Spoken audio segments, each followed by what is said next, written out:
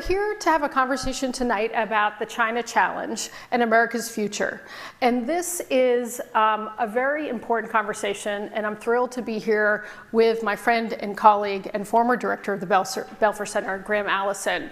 It's a high-stakes conversation because, as we all know, gathered here, that this is the most consequential bilateral relationship in the world, and that there may be disagreements about how to handle the relationship, but at its core, I think there's a general agreement that the objective is to ensure that a war between the United States and China is avoided. We're now almost into 80 years of a period with no great power conflict, and the real challenge going forward for the next decade or longer is how to preserve that peace.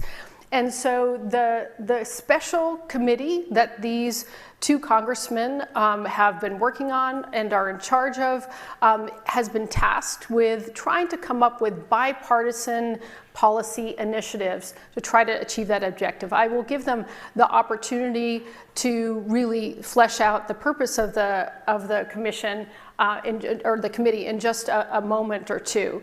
But I'd like to say Graham and I have had the opportunity to spend part of the day with both of them. They're both very distinguished thought leaders in this space, Chairman Gallagher and the ranking committee member, Raja Krishnamurthy, and they are approaching this with the kind of deliberation and thoughtfulness that you would really want your leaders to approach such a serious problem with.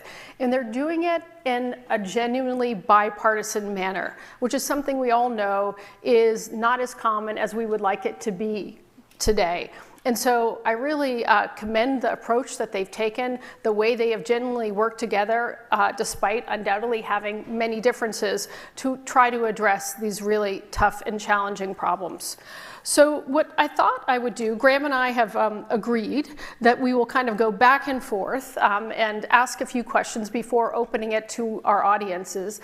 But I'd like to start maybe just Chairman Gallagher to ask you to just tell our audience a little bit more, actually both of you, welcome to hear your thoughts, a little bit more about the special committee and its objective and where you are on the timeline of your report.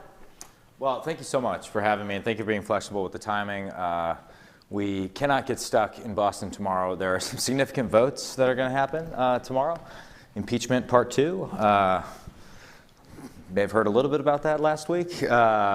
So missing that would not be a good idea, but we've had a phenomenal day here, and just the collection of experts that you have here in the ecosystem is incredible. And for someone who 10 years ago aspired to be an academic and was sort of incorporating Professor Allison's work into my literature review, it's somewhat surreal to be surrounded by people whose work I've long admired. So thank you for that. Thank you for your leadership, Megan.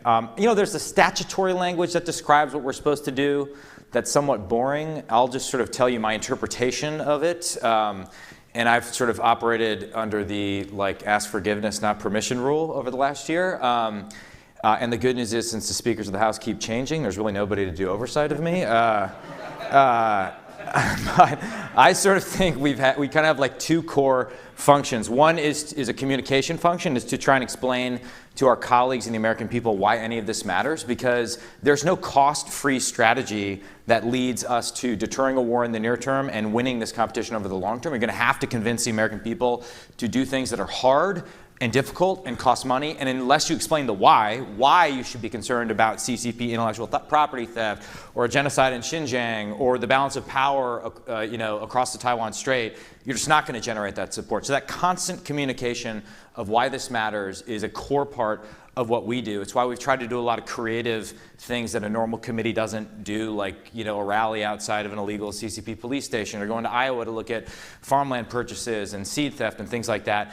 The second thing is to act as, for both the speaker and the minority leader, to kind of act as their policy incubator and accelerator on China matters, right? We were tasked by law with coming up with a set of policy recommendations in various areas that we then submit to the committees of jurisdiction, who actually have legislative jurisdiction. We fulfilled that function and put out 3 major reports by the end of last year.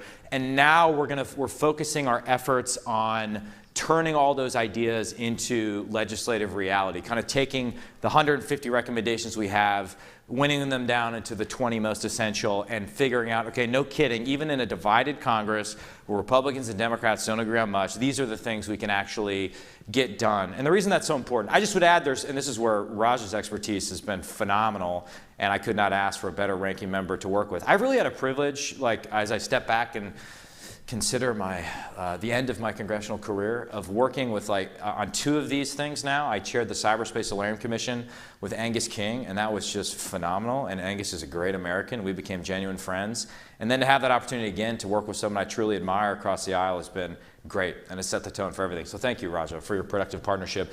But where his expertise really comes in is on the investigation side. We have subpoena authority, we have investigative oversight power, and even where we can't pass a law, we found that our investigation, which is uncomfortable sometimes for people that we're investigating, can actually change behavior in industry and Wall Street and other areas. So those are kind of the things we've done on the committee, and it's been incredibly rewarding. In fact, we've been criticized for being too bipartisan at times. So. Would you like to add anything to that before we further? Look, I think that I echo Mike's sentiments. I almost stole your water, Raj, sorry. That's okay, it's bipartisan, man. Yeah. It's all good. It's all good. So look, the funniest meeting, one of the funniest meetings we've had is the first meeting, Mike, where we met in then Speaker McCarthy's conference room. And his conference room is like ginormous, like the size of this room. And he sat at one of the end of the table. The members of the committee sat around that table. And very interestingly, to his left sat Hakeem Jeffries. And they made it a point to address us jointly as a committee.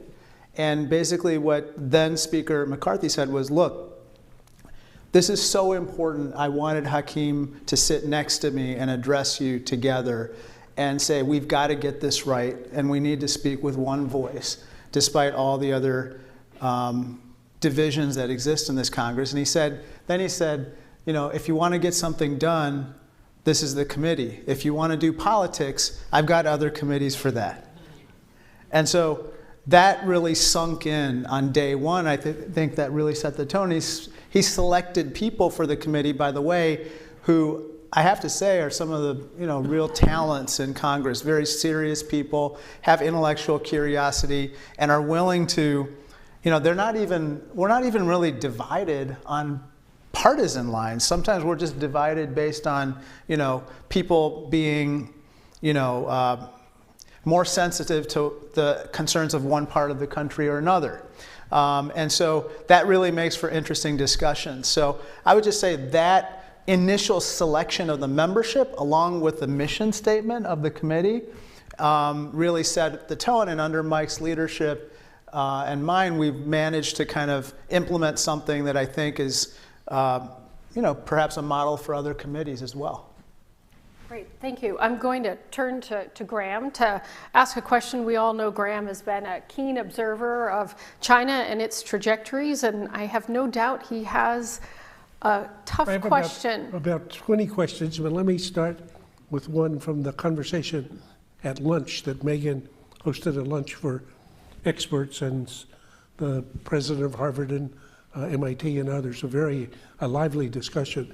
And one of the things that I thought was most striking for both Raja and Mike was that you raised some questions that you said you actually didn't know the answer to, but you were very interested in trying to engage the academy or students or others in trying to think about those questions. And since that's the business that we're in, this is like manna from heaven for people that are at a university. So I think it'd be interesting for the audience to hear about, if you were picking 2 or 3 questions, which if somebody wrote a good memo, or that then could include a little bit longer paper. So in my list here of ones that I mentioned, but you just pick whichever you want. One was on deterrence, and if the objective is to deter World War III, what are the instruments of American power that could be mobilized to that end, and how we're doing? And in particular, what about the economic one, Mike, you mentioned? Another question you raised that you said you were very interested in trying to get people to offer some answers to is, so where is this going? what is the 20 or 30-year vision of, I think you said containment, constrainment, whatever. What do you think you guys are, what's the longer run? Well, I mean, my goodness, you're this select committee. You're supposed to know the answers to these things. But if there are questions which people in the university should be wrestling with, give us the questions, and then maybe some of us will stir ourselves and even provide a memo. Yeah. Well, I think, Professor, you've mentioned the two that continue to haunt me, and I hope we can actually use, now that we've sort of fulfilled the short-term demands of the committee, use this next year of the committee's work to look at the longer-term competition. It's actually why we're here looking at biotech issues and hearing from experts to figure out what are the longer-term investments we can make to put ourselves in a better position and defend ourselves. But yeah, it strikes me that we have consensus on the near-term goal of U.S. policy that, Megan, you mentioned, which is to deter the PLA invasion of Taiwan, or some move on, the second Thomas Shoal in the Philippines, or something that would ignite a conflict. We can argue about the best way to do that, and there's a subsidiary question about, do economic instruments deter, or where do they fit in an overall deterrence paradigm? One thing we kind of discovered when we did a variety of war games is that even as we maintain strategic ambiguity with respect to Taiwan, whether we would get involved, it might make sense to have strategic clarity on the nature of our economic response, right? Like we want to work out the economic and financial escalation ladder prior to things going boom, because we have a well thought out theory on the conventional military side, and to some respect even on the strategic military side, but not on the economic and financial side. So that's like 20 questions contained in there. On the sort of just the long-term goal that I hope we can examine in this year's work, yeah, I don't think there's any consensus on that, right? I think there are some on the super hawkish side of the spectrum that would argue for regime change, or just would point to the inherent brittleness of a Marxist-Leninist regime and hope that one day it implodes of its own weight and that something better will come. But what is something? But do we have enough insight into the internal dynamics of the CCP to have confidence that if Xi Jinping were to leave tomorrow, or the party were to collapse, which it's not going to, that it would be less chaotic and better for human flourishing and world stability? Do we want a containment paradigm? Matt Pottinger, our mutual friend, has talked about constrainment when he testified before the committee. Or is there some who suggest that by re-engaging with the party, we could eventually return to a responsible stakeholder thesis? I don't know. That's a lot of work that we have to continue to do, and hopefully Harvard can answer that question, and I'll just put my name on it and take credit for it. So, can I just build on that by asking, so some critics of the U.S. approach say you're trying to weaken China, you're trying to destroy China. What would you say to that?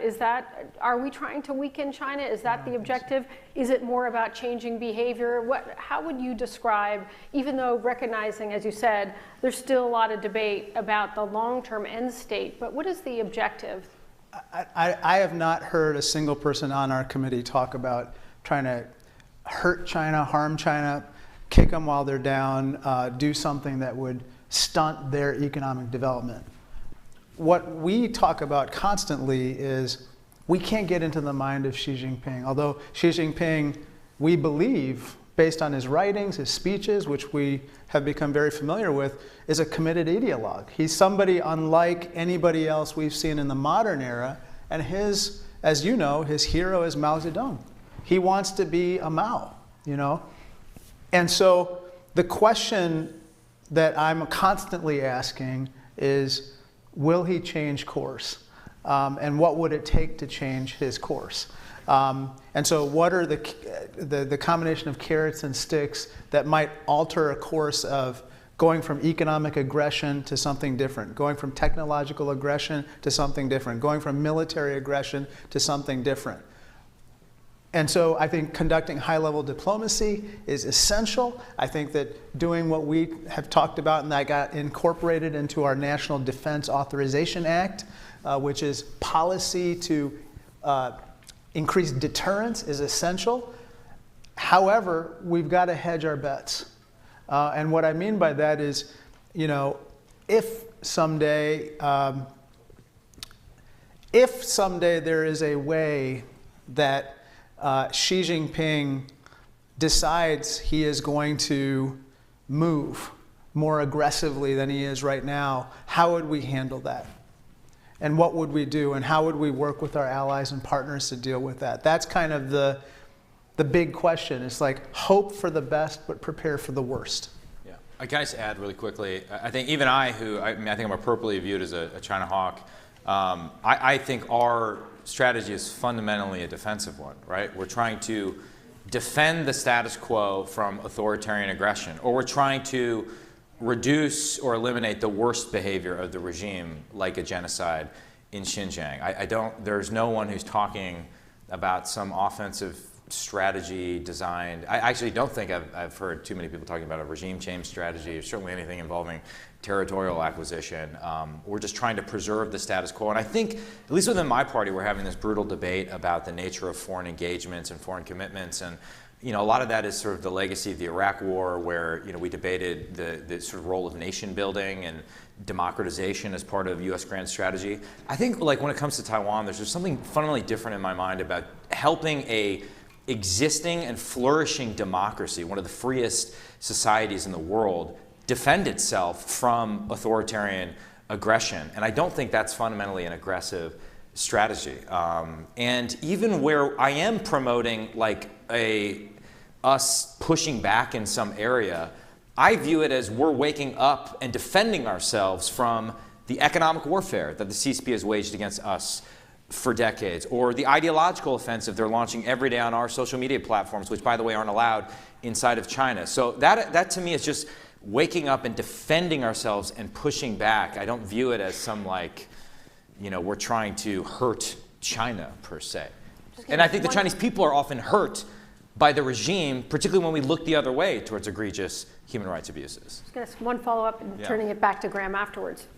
So, not about weakening China, about changing behavior. I presume you're making a distinction there between changing behavior and changing Xi Jinping's worldview, just looking at changing behavior.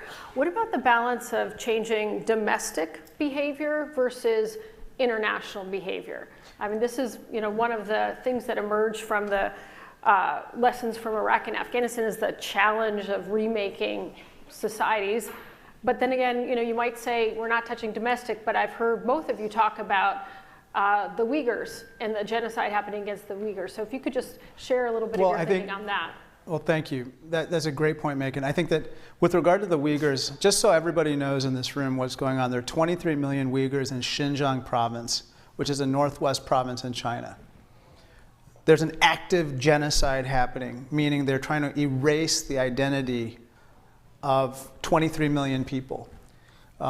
70,000 women have been sterilized, forcibly sterilized, hundreds of thousands of children forcibly separated from their parents, and 2 to 3 million in concentration camps as we speak tonight. That is kind of, to me, something that we cannot look away from. And so while generally I don't think that we should be meddling or trying to reshape the internal affairs of different countries, I think in this instance, when you have a genocide with regard to the Uyghur people, or a cultural genocide with the Tibetans, or repression of the Hong Kongers, I think we have to speak up. Our tool for that, however, is the Uyghur Forced Labor Prevention Act, with regard to trying to deal with the genocide in Xinjiang. It's it's not very well enforced. And that's the big problem, one of the things that we found out in the course of our proceedings, and so that's something that we have to fix if we're serious about dealing with this. Otherwise, I think, with regard to other domestic affairs, I don't think we've really gotten into that. I think obviously we can talk about that further. That's, I think, certainly an issue that Xi Jinping is very concerned about, especially economically. And maybe that's something that we should be keeping in mind with regard to our own relationship and how we handle them right now. But we're more concerned, I think, with regard to our relationship with the CCP and their treatment of our friends, partners, and allies in the region. Great, thank you. So there's so many questions here. So let me take a slightly disagreeing perspective here. So yes, of course, nobody can read Xi Jinping's mind, but we have a very good intelligence community. They know a lot about it. Actually, he had a daughter who studied at Harvard. So, he's not somebody from outer space. He knows a lot of people whom a lot of Americans know. So, And if you ask him, what is he about? He says very explicitly, I just think, listen to what he says, as you have done. He wants to make China great again. That was a banner he unfurled before Trump did. The great rejuvenation of the great Chinese people. He has a strategy for doing that. He's explained what it is. We're going to first have the biggest economy in the world. We're secondly going to be the most important trading partner of everybody in the world. We're going to then build a military that's able to fight and win, but in any case, from his point of view, defend our own position, which he thinks includes Taiwan as one of his renegade provinces. So I think, I read what he says. It looks to me like that's what he's doing. Looks at the behavior, seems quite understandable. And again, I suspect that I'm in some ways harder to the right and harder to the left than both of you on these issues. I think that if I were Chinese, I would sign up for that. There's 4 times as many people. They're hardworking and smart. Why shouldn't they be half as wealthy as Americans?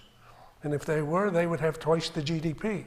And if they had twice the GDP, they would have twice the defense budget and the intelligence operation and the technology. And if they had that, why would they be interested in having the US Navy as the arbiter of events in seas that they call the South China Sea and the East China Sea?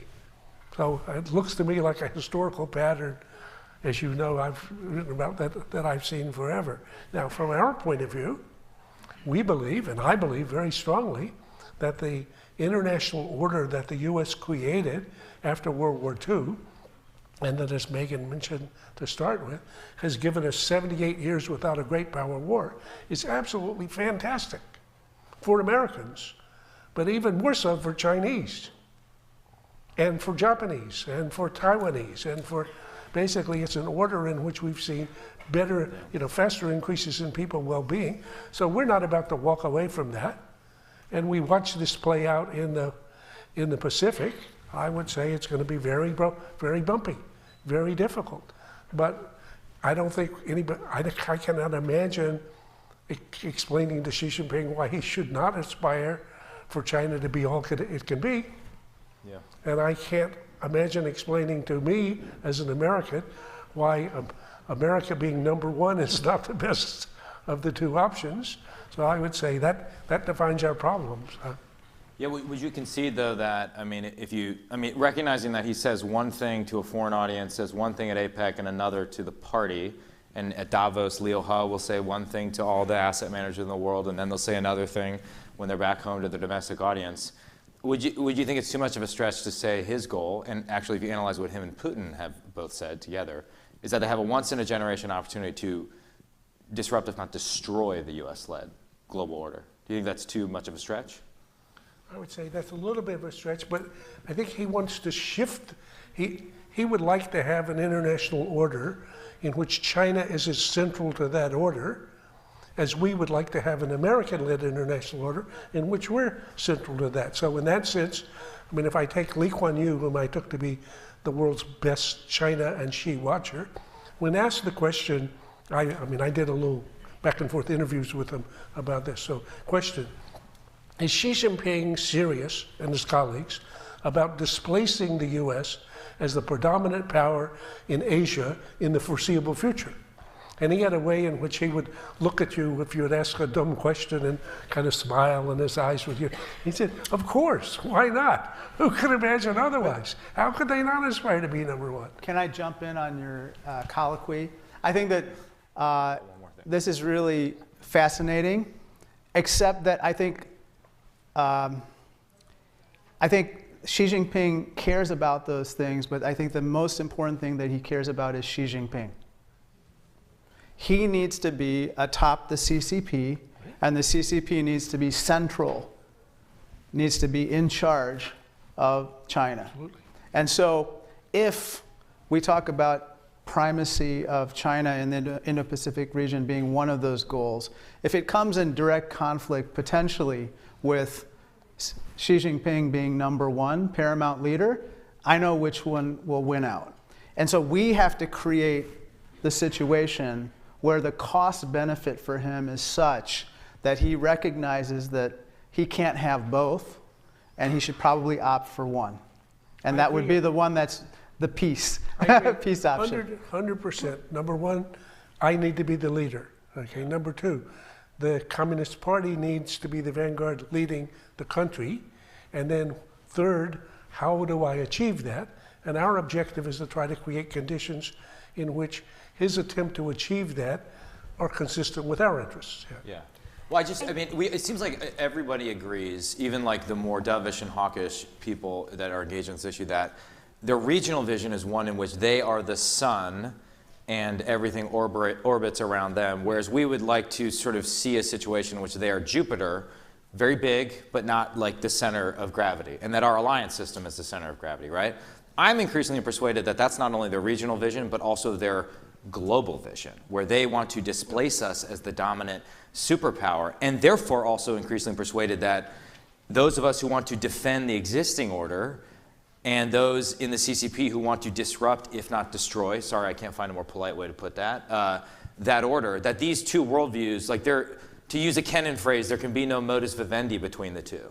So we can either embrace that very competitive, high-stakes dynamic and compete aggressively, or let me put it even more provocatively. I mean, what do I have to lose? I'm leaving Congress. Like actually wage Cold War with the creativity and alacrity with which we waged it against the Soviet Union, recognizing that there are actually much worse things than Cold War. There is hot war, Right. and there's surrender. So those two things would be much worse. So I don't know if that makes sense. I'm just trying to stir the pot. I got to jump in. Yeah. Here, but can I jump in? Of course. Okay. I'm enjoying this. Okay, Mike, you and I have a no limits partnership. That's right. Let's just make that very clear. However, we don't want a Cold War. We don't want a hot war. We don't want conflict of any kind. I don't think the American people want this. And you see this in the way that my constituents react on this issue. And we've looked at the polling on this. I'll just share this very briefly. Recently, a poll was taken of all Americans, all parties, and it showed that something like, better than 50% of Americans believe that there's going to be a better than 50-50 chance of war in the next 10 years between the US and China. They view China as the one of the top strategic threats, biggest competitors, et cetera. But then in that same poll, 75% of Americans, and this is across Democrats, Republicans, and independents, all said, avoid war. Now you might be wondering, who's that 25%? But 75% is like, avoid war. And I think what they're saying is, look, instead of preparing for conflict, work to mitigate conflict. And I think that the language that we use to describe the relationship, the language that we use to describe how we should have the competition even is important. And also in that poll, they said, help us in our everyday lives. Reduce fentanyl, do everything you can to reduce economic aggression and economic dumping of goods that drive our businesses out of operation, and then do everything you can to stop the freaking cyber hacking and intellectual property theft. That's what they said. And so I think that we obviously have to work on deterring conflict, but I think that if we adopt the Cold War mentality, I'm concerned that we're going to trip into something else. Great. So I'm going to resist the urge to quote Reagan, peace through strength. It seemed like an opportune moment to do that, especially with Representative Gallagher on stage. If you want peace, prepare for war. If you want peace, wage Cold War. Oh. So I don't know what the Latin version of that is. It's not as catchy. Yeah. You have to translate into Latin. I'd like to go back. So we're agreeing on we need to dissuade and affect the calculations of Xi Jinping or the Chinese Communist Party. So let's talk a little bit about the tools that we have to do that and what you're thinking of when you look at the tools that you can make recommendations on, that you're suggesting employing. We've got sanctions, we have export controls, we have diplomacy. We're always emphasizing here that a tool is not a strategy, but a strategy is a confluence of different uses of tools. But in my mind, I think the thing that might matter the most in affecting the behavior of the Chinese Communist Party is their perception of American strength. Yeah. And so when you think about your recommendations, how much are you focused on affecting American policy towards China or towards our allies vis-a-vis China? And how much are you focused on American competitiveness at home? Do you have the mandate to do both? And what is your perception of the toolkit? You know, we do. I think the bias I brought into the debate is, I do think that while deterrence is like highly over-determined, the most important variable is like the specific balance of hard power capabilities, right? I actually think that's the thing Xi Jinping is probably paying the most attention to. I could be wrong. I mean, I could support it with historical case studies. Like, at least that was true in the previous 3 Taiwan Strait crises we were talking about earlier. So like the things we must absolutely do are things like rebuild our munitions industrial base and make sure that there is a robust set of stockpiles of things like long-range anti-ship missiles in theater so that it just looks so, a military takeover of Taiwan looks so unpalatable that he wouldn't try it. And he would actually fear for his regime's survival because he would likely fail in that effort. But I think in doing the committee's work, I've gained a much greater respect for the economic and technological and ideological aspects of the competition. I also think they're much more complex. Maybe that's just me because I'm a military guy, so the military stuff makes more sense to me. But the fundamental dilemma we confront, at least that's come out in our war games, is we are, you know, to use Elon Musk's phrase, like we are conjoined twins with China economically. It is so hard to disentangle. And that's what makes this different than our competition with the Soviet Union. We didn't have to contemplate de-risking or diversification or selective decoupling because our economies didn't really interact. Where now, when we did our economic war game in New York, it was like every lever we pulled had 4 or 5 like boomerang effects on us. And I'll stop here before I go on too long.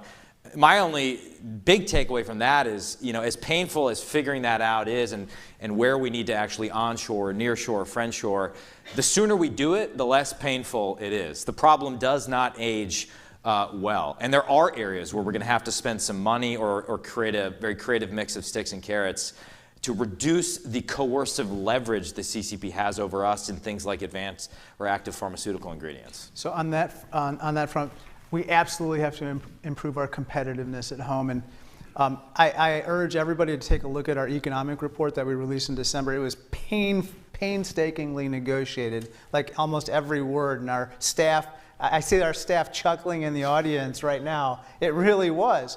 But that was the only way we could get 24 members to sign on to this particular report. And the part of the report that I like to talk about is the third part. It's called, the report is called Reset, Prevent, and Build. And I like the build part because there we talk about, for instance, fixing our our horrible legal immigration system right now, which is driving away the very talent that we need to prepare for any competition, not just with the CCP, but anybody else in the world. Another issue is upgrading the skills of our workforce, especially skills-based vocational education for technologies of the future. And then I'll just mention a third, which is investing in basic science, investing in applied science, investing in every science in between. The type of stuff that we saw was what Ginkgo Bioworks was able to capitalize on, or any number of tech companies, Megan, that you introduced us to today, that have excelled taking basic government research, applying it, and then commercializing it for the world. Yeah. Great. Great. So let me take you to more concrete, and I agree if we had to choose between Cold War, hot war, and surrender, Cold War is a very good option, but I think we can probably do better than that. But the Army always has, sayings of sort for explaining the inexplicable. And one of them, they say, is the say-do gap.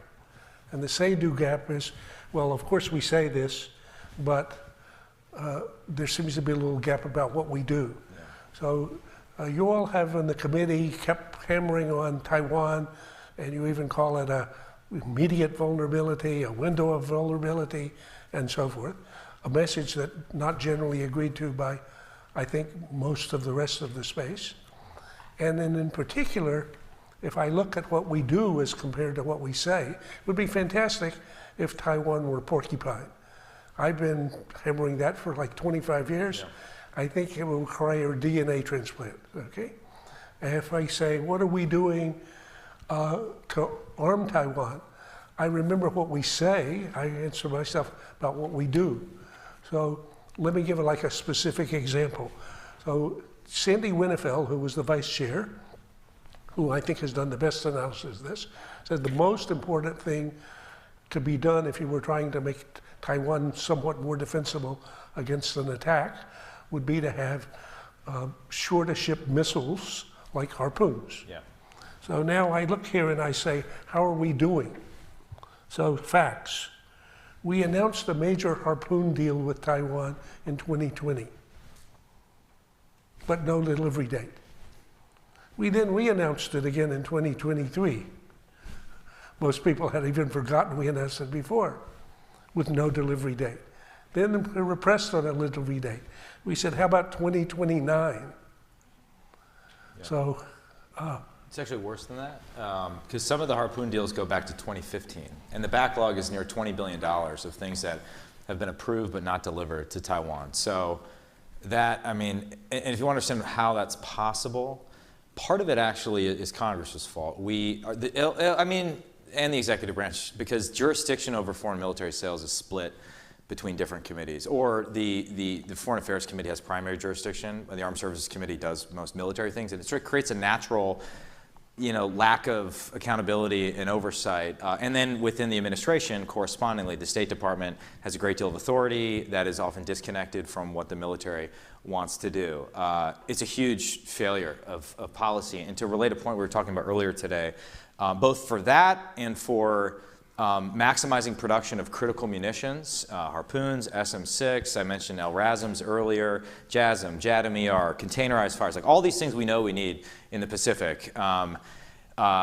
The only thing that's going to make that happen, and I hate to admit this as a legislator whose view is that the Article 1 should be the most powerful branch of government. That's what the framers intended and were indeed worried about, but the executive branch has grown more powerful now.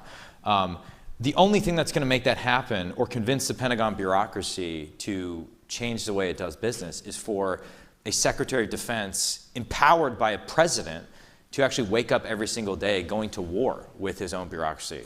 Secretary Gates just talked to our committee 2 weeks ago, and if you read his memoir and you recount the MRAP chapter, like that's the lesson that comes out of that. So there are areas, I concede the point where we could do things, and if we could do it in 2 years, if we actually believed our rhetoric. Like if we actually thought World War III was on the horizon, like we would be moving heaven and earth to prevent that. That's the challenge. And democracies just usually aren't good at that, right? We're good at crisis response because we activate thousands of flexible, free-thinking people, but we just can't move to prevent the crisis in the first place. If you read T.R. Fehrenbach's famous history of the Korean War, he talks about this as the enduring weakness of free peoples relative to dictatorships, which is a really difficult dilemma. I'm trying to figure out, am I listening to a conversation about China or climate change, because we have the same problem when it comes to climate change. I'd like to turn to our audience. So I encourage people to stand up. And you can line up. We've got 4 microphones in different places. And I see the great David Gergen back there. How are you, sir? There is the great David Gergen. You were phenomenally helpful to me throughout my congressional career, and I thank you, sir. Fantastic. David has had an incredible role in helping people move into public service, and particularly helping veterans move into public service. So really grateful to David for that. I think everyone here knows the rules. Please introduce yourself and please ask a question. We have a relatively short time and flights to make, and I want to get as much as we can in this short period. Please. Hi, good afternoon. Congressman Gallagher and Congressman Krishnamurti. Thank you for the great work you're doing in this committee. My name is Maximus Medici from ACS and a student of public policy. I would like to know, looking at different tools that we can use to improve our relationship with China, how do you see cultural exchange as a way to to increase the trust and build, some of that opportunities for diplomacy in the future. Thank you very much. Thank you. First, we want our pandas back. Yeah. Okay, that's very important. But no, seriously, I think that I want to talk about that. But I want to also say one thing that our committee did at the very outset that was really important, that I would like to see happen more and more with other public officials, which is we have to avoid xenophobia. We have to avoid anti-Asian hate. We have to avoid bigotry and prejudice of all kinds towards Chinese origin people. And unfortunately, that's infecting the rhetoric of way too many people, not only in Washington, D.C., but around the country. And I want to just salute Mike and the Republicans on this committee for keeping that out of the dialogue. That's one way to sink the relationship. And so I think to improve the relationship more and more on a people-to-people basis, I think we have to avoid that type of talk, okay? Secondly, I think we have to build those people-to-people ties that really help to cement the relationship and did so in the past. For instance, we talked today about reinstituting the Fulbright scholarship in China. Donald Trump ended the Fulbright scholarship. It doesn't make any sense. We need our people to be able to go to China, learn about the country, and be able to bring back what they learn here, and also in the process form those ties that bind over time. The last thing I'll just say on that is we need to also foster the people-to-people relationships between our own diaspora here and over there. And so I'd like to see more flights instituted again between places like, Chicago, where I represent, used to have at least 2 daily flights a day to China before the pandemic. And now it's like once every few days, there's a daily flight to Hong Kong from Chicago. Just little things like that are really important for improving the people-to-people and cultural exchanges, and also, the business ties as well, all the small business people who are going back and forth. I think things like that would make a difference.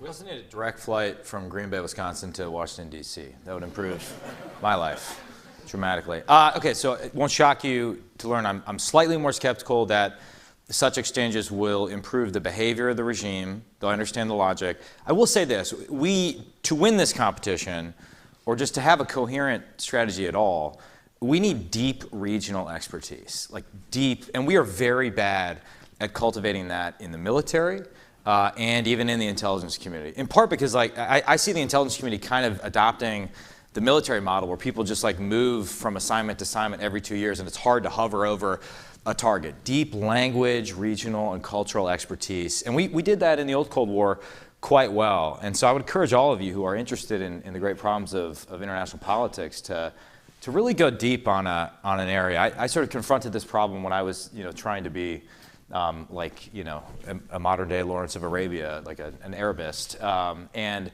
my initial instinct was to be a generalist, but I got some wise advice to sort of focus on a very small part of the region. I actually think that paid dividends in my career. And I often think, even looking at the think tank community in DC, there's a dearth of Indonesia experts, Philippines experts, even India experts, I would say. And that's the generation of foreign policy professionals we need to cultivate. And part of that is travel and living in the region for long periods of time, if that makes sense.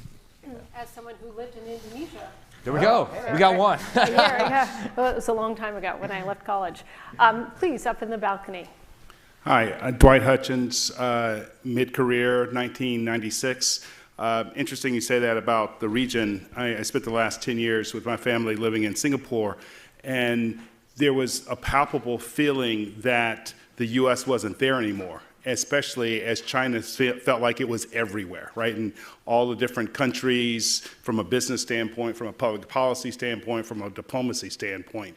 And while sitting there during the pandemic, I read these 2 books back to back I shouldn't have, Chip War and The Next World War, 2034 by the NATO commander.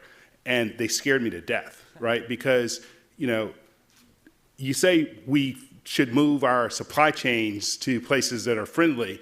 there's no other place to make computer chips in the world besides Taiwan. So could you double click on AI and chips and the fact that there's nothing we can do about the chip making capabilities of Taiwan and how important it is to our society and our economy? I take your point. Oh, go ahead. Sorry. Well, no, I was just going to say, I didn't even know there are all those people up there. It's like bright lights. Yeah, it's like a Roman amphitheater. Yeah. I think, well, look, I'm going to plug the CHIPS Act, which is a big, big deal. Basically, it's now bringing a lot of that chip production onshore in different places, although Taiwan will always remain kind of, I think, the epicenter of especially highly advanced chip making. But we need to do more to bring that here. Interestingly, by the way, one of the biggest impediments to that happening in the United States is talent. Like just the other day, we have colleagues who represent Arizona, and one of my colleagues was telling me, look, TSMC is investing $32 billion in Arizona to stand up this humongous chip making plant along with an ecosystem, but they can't find people. They can't find technicians. They can't find the talent to actually populate these plants. So now they're actually bringing people from Taiwan over here right now to kind of help to stand up these operations. And that goes to what is necessary to actually have kind of that indigenous chip making. But you're absolutely right. I mean, look, Taiwan is going to remain a very important source for the world's advanced chips and legacy chips. We have to do what we can to onshore a lot of that. And then also, and maybe Mike will touch on this, our export controls have to be enforced with regard to the highest end semiconductor technology falling into the hands of the CCP that's going to be used in ways that could harm our national security or to perpetrate human rights abuses. A lot of our highest end technology goes into their AI models. Into their computing that then powers their AI models for surveillance purposes, okay, to target Uyghurs, Tibetans, and others. And so that's why I think that the Biden administration has done a great job. They need to do more, and we're working on that.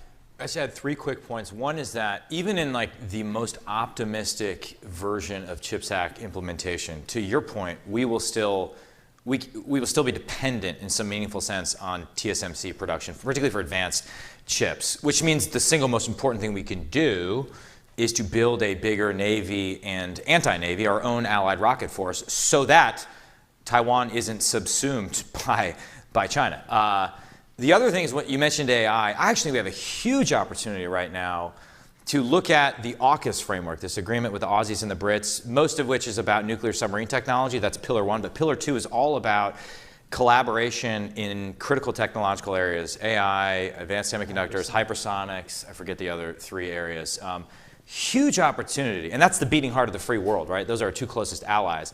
But even with the Aussies and the Brits, we have outdated barriers to collaboration in the form of ITAR regulation, international trafficking in arms regulation.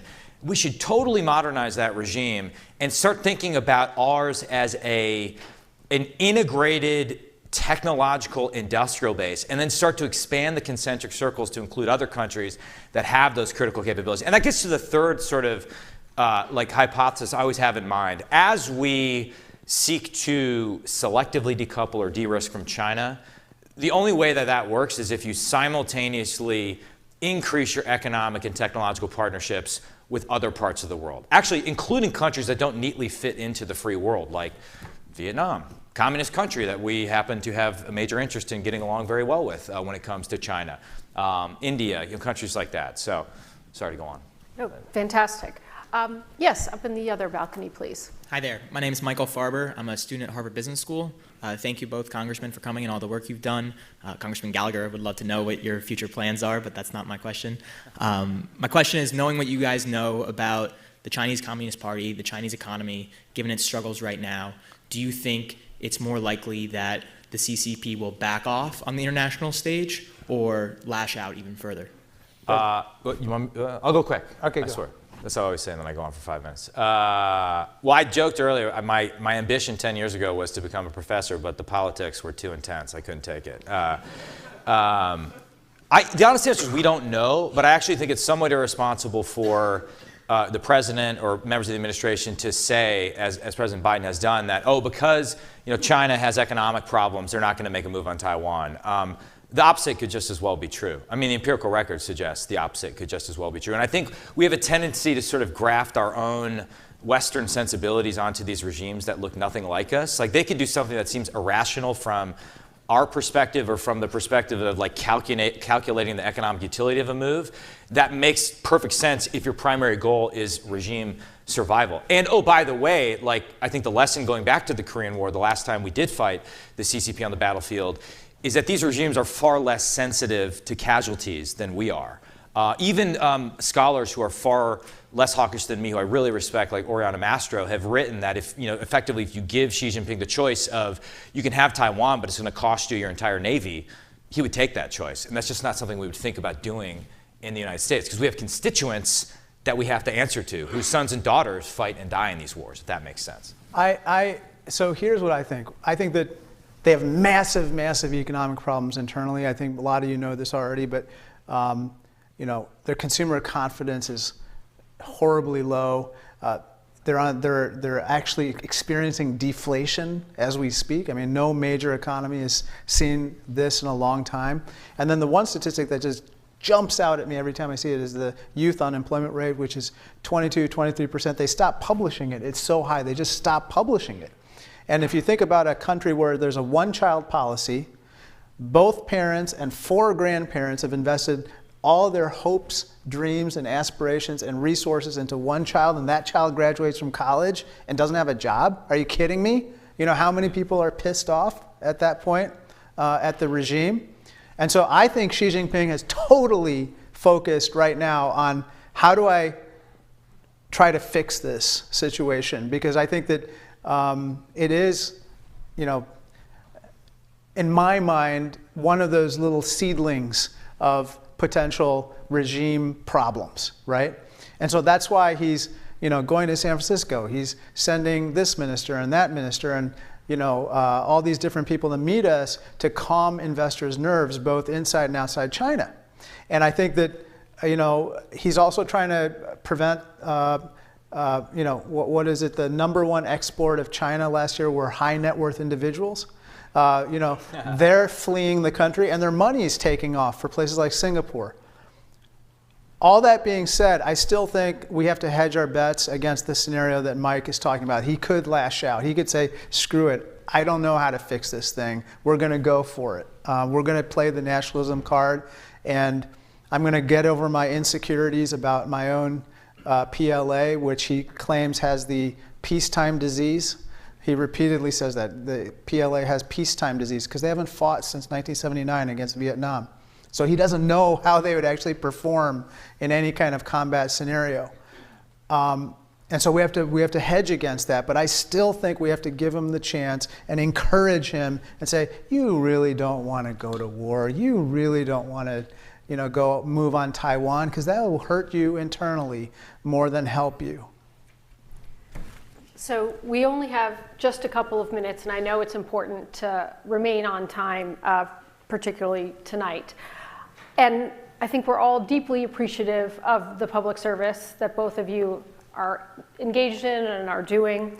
And I can't help but end with my own question to Chairman Gallagher. We, over the weekend, a flurry of texts and emails among one another, noting that you had announced you wouldn't be running for re-election come this fall.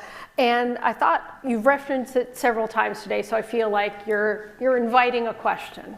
It hasn't been told that it's off the table.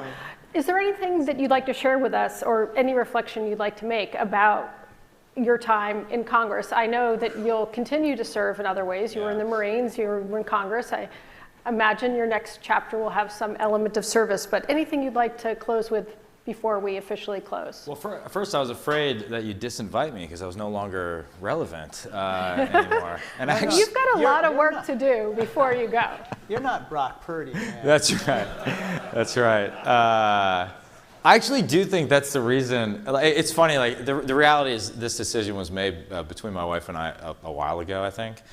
But the closer I got to it, the harder, like, it became asymptotic. It was like harder to actually get to the line because you do start to fear, like, oh man, I have this position and what will life be like? And this is like reference, it's totally outdated, but like in a Superman movie, he gives up his powers and then he gets his ass kicked in a bar. And I like felt like that's gonna be me, you know, after I'm out of Congress. But I sincerely believe in the model of like the citizen legislator. I think that's what the framers had in mind. And I've always had in mind doing 8 to 12 years and then going back to something different. It's quite honestly, I came in, I was single, now I'm married, we have 2 little kids. It's hard on a young family. I mean, it is hard. We want to have more kids. But as I reflect on the last 8 years, I don't know, beyond the legislative accomplishments, I think what I'm going to take away is just the friendships that I've built. I mentioned David. There's people that have helped me.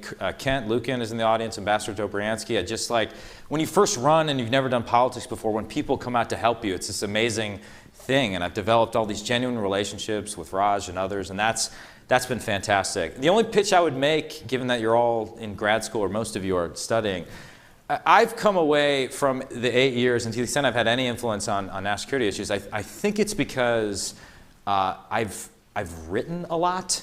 I sort of learned this lesson when I was where you are, where if I had any hope of finishing my dissertation, I had to wake up super early and devote like the first hour of my day before I had any distractions to just writing. And as you know, writing and research is very hard, and to this day, I do the exact same thing. And that's the only way I'm able to think through issues is by challenging myself to put it on the page. And so your ability to write well and quickly in simple and direct prose, I think will pay dividends no matter what regional focus you have or if you want to be a technical expert. And I think it's an increasingly rare skill in the Twitter age to find people that can really communicate their thoughts in written and spoken form. So maybe that's not exactly where you're going with that question, but it's weird to say I actually think that's made a big difference for me and my ability to impact. I try and write a lot on these issues. I think that's fantastic. It's actually very consistent with what we tell our students and what we try to work with them on, and are really proud of them. I actually think the reason we get along is like we both have a sense of humor. And if you take yourself too seriously, I think you're going to fail. Like I've always thought, like take the mission, but not yourself too seriously. And I've had mentors that were great at this. John McCain, foremost among them, was a hilarious guy. And so to leave on an optimistic note, given that we've been talking about World War III, and Allison wrote a book about war, we're destined for war. I'll just remind you of what the late, great John McCain said to me when I was a freshman member of Congress. He said, "Don't worry, Mike. It's always darkest before it gets pitch black." 万事不求人，私人助理、私人顾问时代来临了。六度万事，万事相助，超强博士群不断奉献专项服务，信息、财经、健康、文娱、教育、旅游、消费、科技、美食，让您的生活品质全线升级。六度世界现在体验，请去3w.6度.world。限时免费期间，全体注册网友免费使用付费版的高级功能如下：支持论坛搜索，免费画图。第一步，点击右上角最左边的机器人符号开始对话，像图片中红框中的那样。第二步，如图选择六度万事，我们未来将推出更多的 AI 供大家选择。然后就可以与六博士悄悄畅谈了。还支持论坛内部信息搜索哦。您还可以让六博士做你的助手，帮你绘制漂亮图片。最后可以点击添加好友进来，一起与六博士工作。一起来3w.6度.world尝试吧。